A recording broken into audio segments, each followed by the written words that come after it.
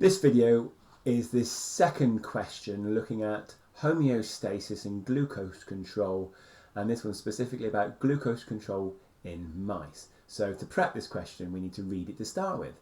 Scientists investigated the control of blood glucose concentration in mice. They kept a group of normal mice without food for 48 hours. After 48 hours, the blood glucose concentration of the mice were the same at the start of the experiment. Explain how the normal mice prevented their blood glucose concentration falling when they had not eaten for 48 hours. Now it's important to note that that is exactly what homeostasis does. So we're going to explain how. Okay, that's what we need to think about, and it's for 3 marks. We need to think about 3 different things. And to note this thing, there are perhaps 2 ideas of normal glucose control. Okay, one, we've got this idea about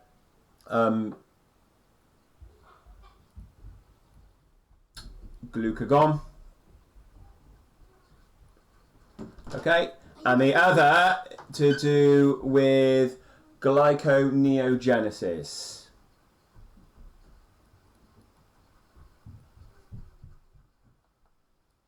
Okay, so we've got these 2 ideas. So to put both those ideas to get 3 marks, let's start off with the first point to say the mice would normally, let's say normal mice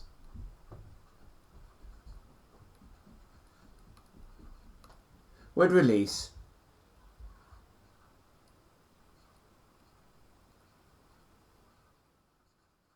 glucagon. I'm not sure I wrote glycogen in there.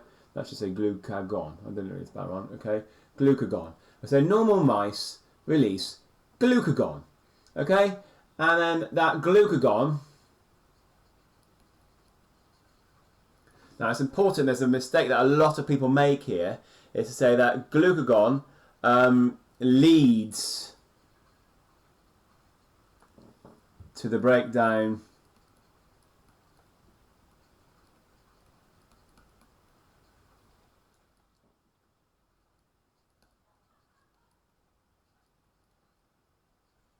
of glycogen into glucose.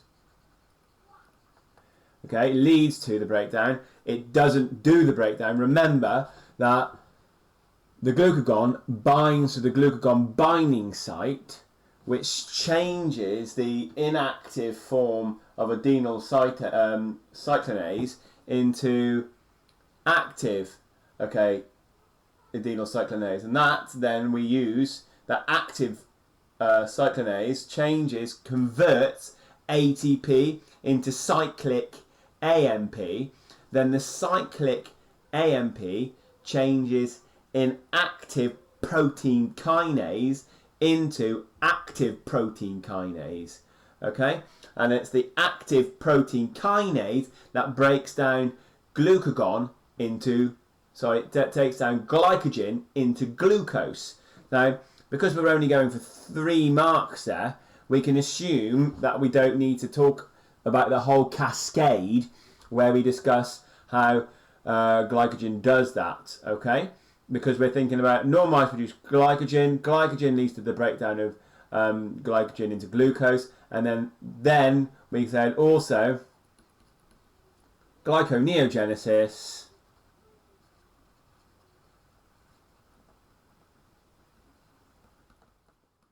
So after 48 hours, it probably would do. There's no more glycogen left, so it breaks down other carbohydrates.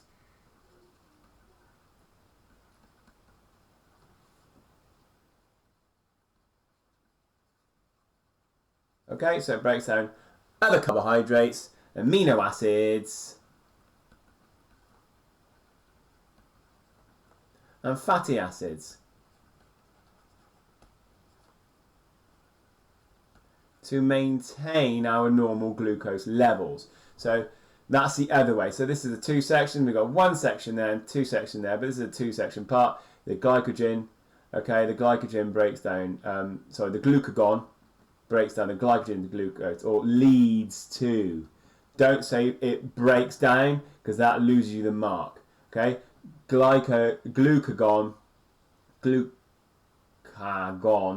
leads to the breakdown of glycogen into glucose. Okay, that's question one. Question two, second part, is the scientists then investigated mice with a mutation, okay, that prevents their liver cells making glucose.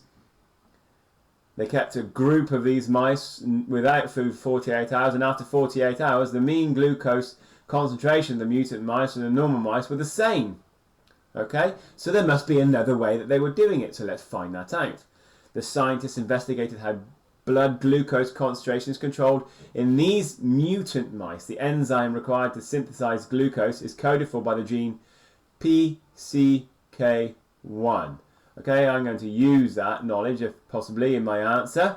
Okay, these scientists measured the mean, so that's the glucose, so synthesis of glucose is coded by PCK1. The mean mRNA produced of this gene is cells in the kidneys and in the intestines in normal mice and mutant mice.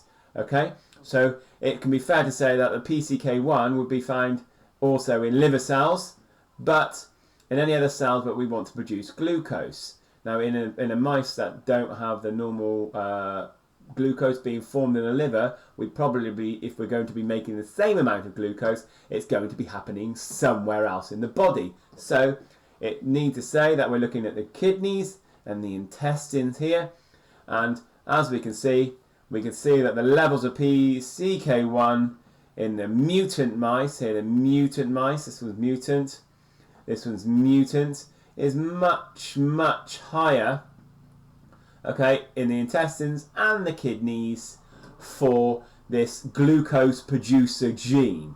Okay, so it says, the question says, use the information, so we must use the information from the graph to suggest how blood glucose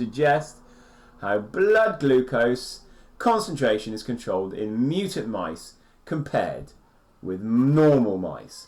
Now we're comparing it, so I'm going to say we got to see the difference there each time. So let's start off by saying mutant.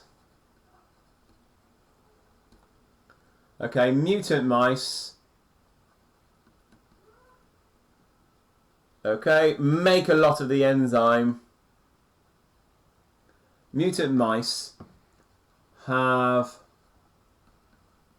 a lot more PCK1 mRNA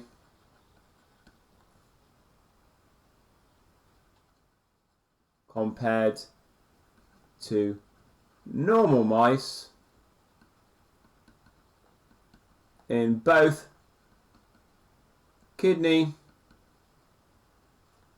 and intestine. Okay, I would say that. So mutant mice have a lot more PCK1 mRNA compared to normal mice in both kidney and intestine cells. Therefore, that suggests that mutant mice use kidney and intestines more than normal mice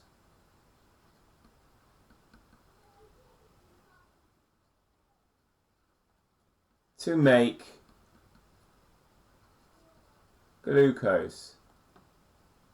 Okay? And there's your marks. We say, and I think because we said more than normal mice there, and we're comparing it, so mutant mice have a lot more PCK1 than mRNA compared to normal mice.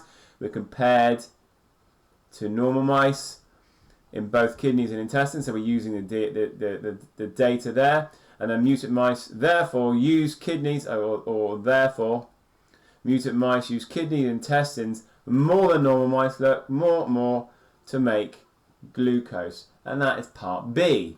The last part, part C, the scientists performed statistical tests on the data to show the graph to see whether the differences in the amount of mRNA in cells from normal and mutant mice were significant.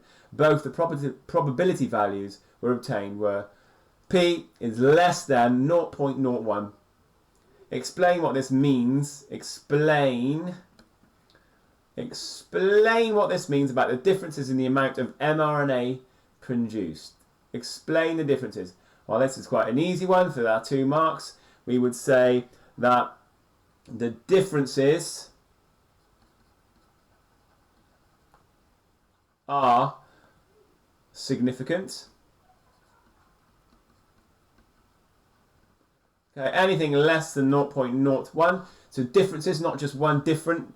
Okay, both the graphs and the fact that we've repeated. If we go back and we look, okay, if it's a statistical test, it must have been repeated in a number of times. And they made mention that that a group of mice, okay, on a mutation prevents. It's not just one mouse, so it must have been more than one mouse. So differences are significant. So we must have averages. And let's have a look what it says. This is a mean, so we said here it's the mean amount, okay? So if I go back into here, I'm going to make a note that we've got mean averages. Okay, so the differences are significant, maybe in the averages.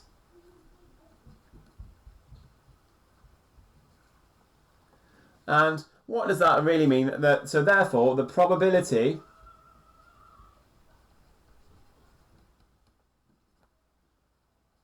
of it being by chance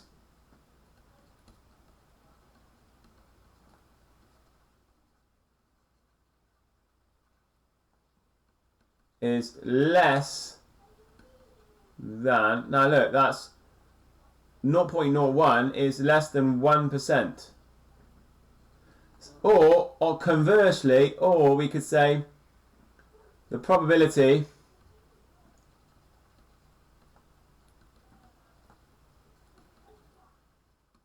that not by chance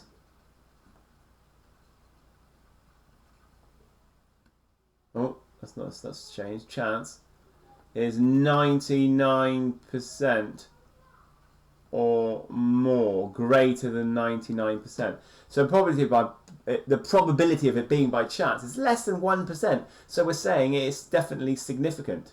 Okay, and that is the answer and how you go about answering the questions for part 2 of that.